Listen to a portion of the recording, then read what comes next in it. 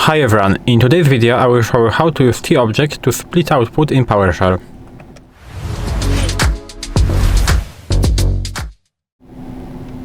So let's start the video. T-Object lets you send data to multiple places at the same time, and now I will show you how to do it. So, how does it work? We have the T-Object, as I said, and now it takes input from the pipeline and passes it forward and then saves it to a file or a variable, and I will show you in some examples how you can do it. So let's say that we have a command like this, so get process. It will list all of our processes from our system. We will use T-Object, and now we have to add a file path. So I mean specify the file path, so file path, and it will be, for example, processes.txt. And right now, as you can see, we have something like this. And if I will list the current directory, which is my desktop, right there I have the file processes.txt, and I can open that. Maybe I can even open that in the file explorer. So I will go into desktop and the processes.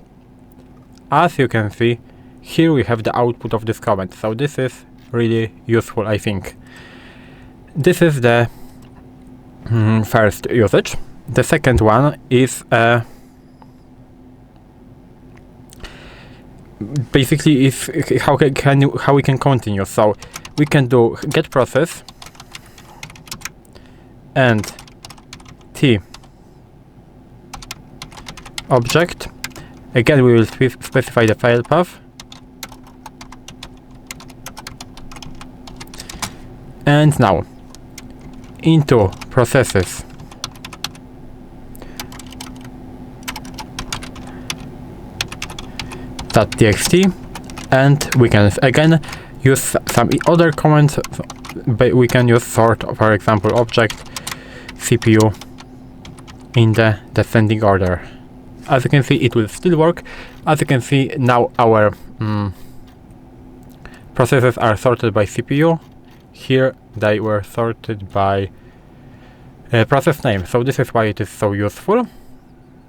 But if you will open that, so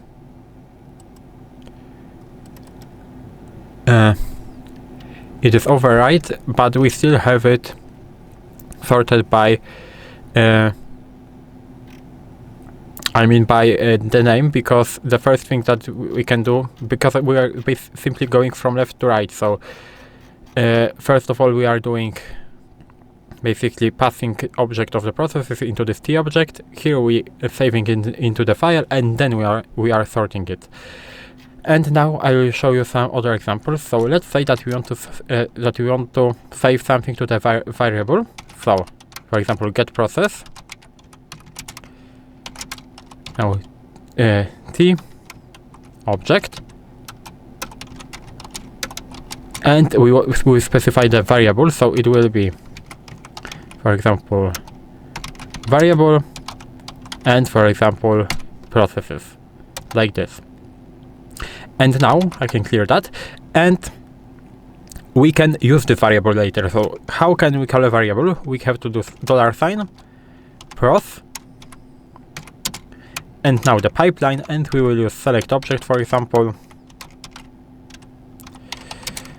name and CPU, like this. It doesn't really matter, but what matters is the output of this command. As you can see, it is working. We are getting a name and CPU.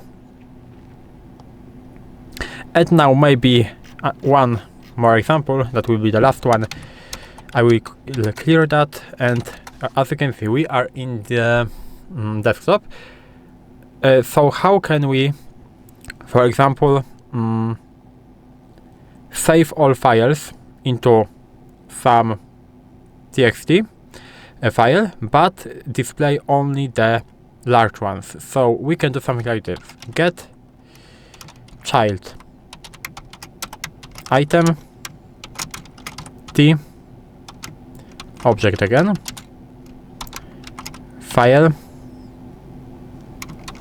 path, and right now file.txt, for example, and now we will only print the objects that are, for example, bigger.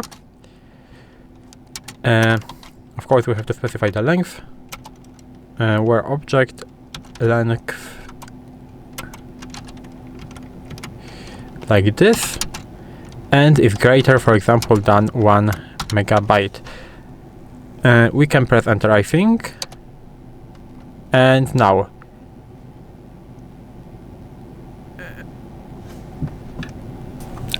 we are getting all the files in the files.txt directory. We didn't get any output because I think it should work, but the files are too small. So this is what we can do.